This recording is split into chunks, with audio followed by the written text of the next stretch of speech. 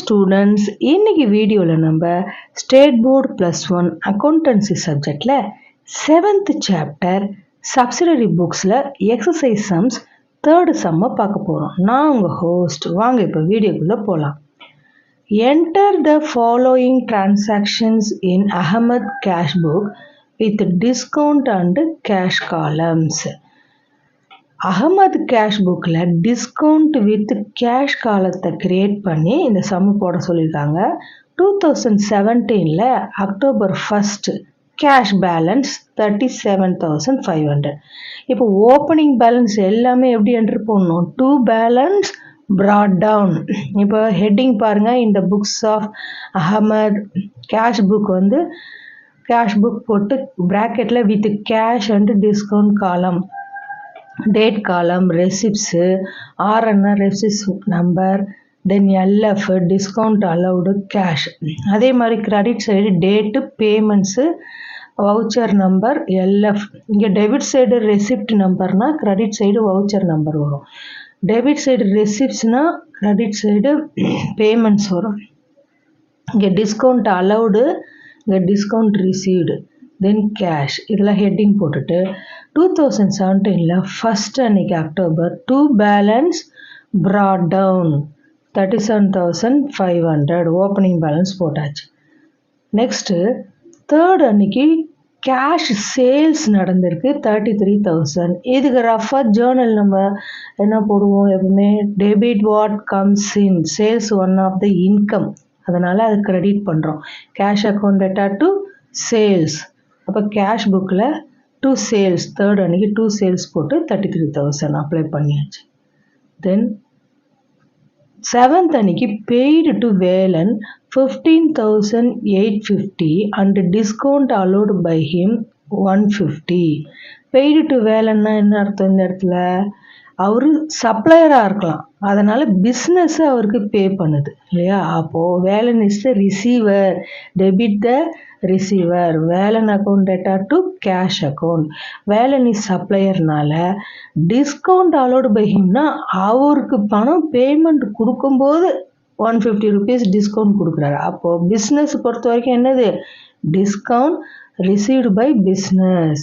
அதனால் இது discount allowed by ஹிம்னா Velanai குறிக்குது, அவரு பிஸ்னஸுக்கு கொடுக்குறாரு. அப்போ இந்த இடத்துல நம்ம அலோடு காலத்தில் போடக்கூடாது, டிஸ்கவுண்ட் காலத்தில் தான் 150 rupees அப்ளை பண்ணணும். இப்போ பாருங்கள், 7th அன்னைக்கு பை வேலன் அக்கௌண்ட். இப்போ வேலன் அக்கௌண்ட் டேட்டா டு கேஷ்னா அப்படியே ஆப்போசிட்டாக வரும் இல்லையா? டெபிட்டில் இருக்கிறது கிரெடிட்டில் வரும். அதனால் by Velan account debtor discount பிஸ்னஸ்க்கு ரிசீவ்டு, அதனால் இது 150 ரிசீவ்டு காலத்தில் போடுறோம். 15,850. தென் 13th அன்னைக்கு பாருங்கள், sold goods to Perumal on credit. கிரெடிட்டுன்னு வேர்டு வந்தாலே இந்த டிரான்சாக்ஷனை இக்னோர் பண்ணிடணும், சரியா? இது கேஷ் புக்கில், அதனால் கிரெடிட் பேஸ்லாம் என்ட்ரி ஆகாது. 19,200. ஆனால் கிரெடிட்டில் சேல்ஸ் பண்ணியிருக்கும்போது கண்டிப்பாக நீங்கள் கவனிக்க வேண்டியது, இதுக்கு ரிலேட்டடாக ஃபர்தர் டேட்டில், இப்போ 13th அன்னைக்கு சேல்ஸ் பண்ணியிருக்காங்க, ஃபர்தர் டேட்டில் கேஷ் பேமெண்ட்டு பண்ணுவாங்க. பிஸ்னஸில் ஒரு பெருமாளுக்கு என்ன பண்ணுறாங்க, ஏதோ ஒரு ஐட்டம் வந்து சேல்ஸ் பண்ணுறாங்க, அவர் கடனில் வாங்கிட்டு போயிட்டார். ஆனால் ஃபர்தராக அந்த மந்த்துக்குள்ளேயே அவர் என்ன பண்ணுவார்? கேஷ் பேமெண்ட்டு பண்ணுவார், சரியா? அந்த டிரான்சாக்ஷன் இதுக்கு ரிலேட்டடாக வரும், அதுக்கு என்ட்ரி போட்டு தான் ஆகணும். கேஷ் டிரான்சாக்ஷனால என்ட்ரி போடணும், அது மைண்டில் வச்சுக்கணும். 19,200. தென் 15th அன்னைக்கு cash withdrawn for personal use expenses 4,800. இப்போ கேஷ் அக்கௌண்ட் டேட்டா பர்சனல் எக்ஸ்பென்சஸ்னால என்ன சொல்லணும்? Word drawings. அப்போ drawings account data to cash. Drawings ஏன் டெபிட் பண்ணுறோன்னா one of the expenses for the business, அதனால் அதை டெபிட் பண்ணுறோம். அப்போ இப்போ பாருங்கள், 15th அன்னைக்கு by drawings account 4,800. Then 16th பாருங்கள், பர்ச்சேஸ்டு கூட்ஸ் ஃப்ரம் சுப்பிரமணியன். இந்த மாதிரி நேம் மட்டும் கொடுத்துருந்தா அது கிரெடிட் பேஸ்ட் டிரான்சாக்ஷன். அதே ஃப்ரம் சுப்பிரமணியன் கொடுத்து ஃபார் கேஷ் பேஸ்ட் அப்படின்னா நம்ம என்ட்ரி போடலாம். ஆனால் இங்கே பர்ச்சேஸ் பிஸ்னஸ் பண்ணுது சுப்பிரமணியன் கிட்டேருந்து, பணம் செட்டில்மெண்ட் பண்ணலை, கிரெடிட் பேஸ்டு. அதனால இந்த டிரான்சாக்ஷன் என்ன பண்ணணும், இக்னோர் பண்ணிடணும். ஆனால் இதுக்கு ரிலேட்டடாக டிரான்சாக்ஷன் ஃபர்தராக வரும். ஏன்னா பர்ச்சேஸ் பண்ணிட்டாங்க கடனில், 16th அன்னைக்கு நெக்ஸ்ட்டு இந்த மந்த்துக்குள்ளேயே வேறு ஏதாவது ஒரு டேட்டில் அவங்க கேஷ் செட்டில்மெண்ட் இந்த பிஸ்னஸ் பண்ணும். அதை மைண்டில் வச்சுக்கணும். இது மெமரி பாயிண்ட், ஞாபகம் வச்சுக்கோங்க. தென் 22nd அன்னைக்கு paid to bank. Bank is the receiver. Bank account data to cash, debit the receiver.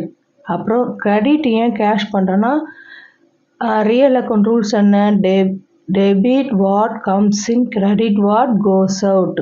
Business விட்டு கேஷ் வெளியே போகுதில்ல, அதனால் கேஷ் அக்கௌண்ட்டை கிரெடிட் பண்ணுறோம். 22,700. இப்போ பாருங்கள், பை பேங்க் அக்கௌண்ட் கேஷ் புக்கில் 22nd அன்னைக்கு 22,700. தென் 25th அன்னைக்கு cash received from Perumal in full settlement 19,000. இப்போ பாருங்கள், பெருமாள் இதுக்கு ரிலேட்டடாக ரெஃபரன்ஸு 13th அன்னைக்கு டிரான்சாக்ஷன் நடந்திருக்கு. பெருமாளுக்கு சேல்ஸ் பண்ணுறாங்க அவர் 19,200க்கு. ஆனால் அவர் 13th வாங்கின்னு போனார் குட்ஸை. 25th அன்னைக்கு கேஷ் செட்டில்மெண்ட் பண்ணுறாரு. அதில் 200 rupees ரெடியூஸ் பண்ணி பேமெண்ட் பண்ணுறாரு. அப்போது இது டிஸ்கவுண்ட் அலௌடு. அந்த டிஸ்கவுண்ட் அலௌடு காலத்தில் அந்த 200 rupees நம்ம என்ன பண்ணணும், மென்ஷன் பண்ணணும். அப்போ இதுக்கு ஜேர்னல் என்ன வரும், cash account data to Perumal. ஏன்னா Perumal is the giver, customer அவர் இல்லையா. இப்போ டெபிட் வாட் கம்ஸ் இன், அதே மாதிரி பர்சனல் ரூல்ஸ் என்ன, debit the receive, credit the giver. அதனால் பெருமாளை கிரெடிட் பண்ணுறோம். Perumal is the customer. 200 rupees discount allowed by business, discount allow பண்ணுது. அதனால் to Perumal account 25th discount allowed காலத்தில் 200, 19,000 போட்டோம். தென் 26th அன்னைக்கு draw a cheque for office use 17,500. செக்கு வந்து ஆஃபீஸ் யூஸ்க்காக எழுதுகிறாங்க. அப்போது என்ன 26th அன்னைக்கு என்ன ஜேர்னல் வரும், cash account data to bank, debit what comes in.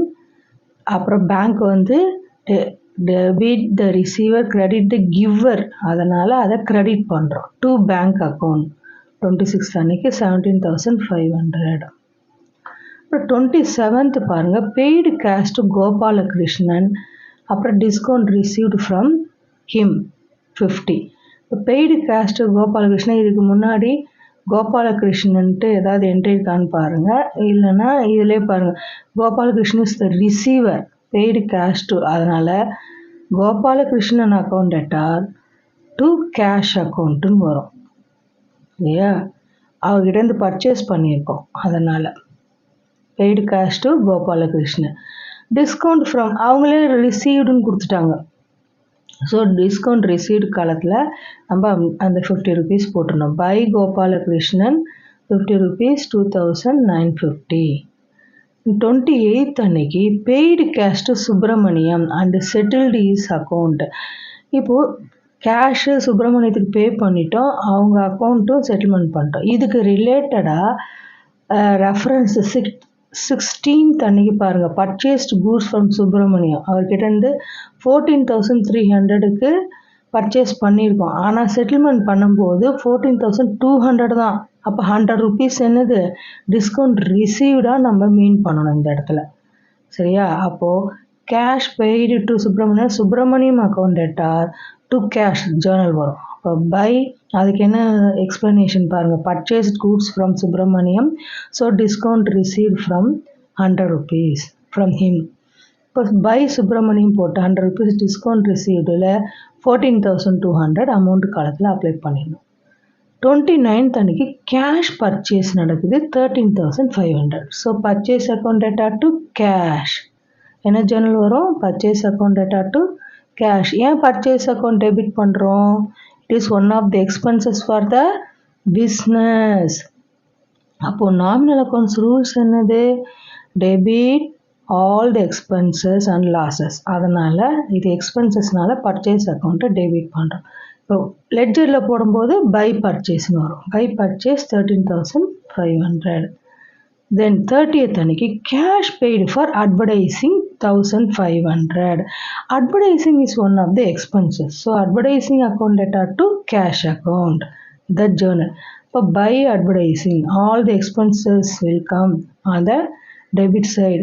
Ledger posting la by advertising account 1500. So எல்லா டிரான்சாக்ஷனும் இப்போ ரெக்கார்ட் பண்ணிட்டோம். நெக்ஸ்ட் பேலன்சிங் பண்ணணும். எப்பயுமே பேலன்சிங் பண்ணும்போது இந்த அமௌண்ட் காலத்தை தான் பேலன்சிங் பண்ணணும். டிஸ்கவுண்ட் காலத்தில் பேலன்சிங் வராது. ஜஸ்ட் அப்படியே எடுத்து டோட்டல் அமௌண்ட்டை மட்டும்தான் டிஸ்கவுண்ட் காலத்தில் போடணும். இப்போ பாருங்கள், டெபிட் சைடு டிஸ்கவுண்ட் அலோட் 200 அப்படியே அப்ளை பண்ணிட்டோம். அதே மாதிரி கிரெடிட் சைடு ரிசீவ்டில் 150 + 50 200 + 100 300 ஜஸ்ட் டோட்டல் மட்டும் இங்கே ரெக்கார்ட் பண்ணியிருக்கோம். இப்போ பாருங்கள், டெபிட் சைடு டோட்டல் எவ்வளோன்ட்டு செக் பண்ணிக்கலாம். கேஷ் புக்கில் always having the debit balance, highest amount debit balance தான் இருக்கும். இங்கே டோட்டல் பண்ணிக்கலாம். 37,500 ஒரு 33 19,000 17,500 ஆட் பண்ணால் 5 10. இப்போ 8 + 3 வந்து 11 + 9 20 27க்கு 2 6 7 8 9 10 1,07,000 வருது டோட்டல். அப்போ ரெண்டு சைடும் 1,07,000 டோட்டல் காலத்தில் போட்டுட்டு இப்போ கிரெடிட் சைடு டோட்டல் பண்ணுங்கள்.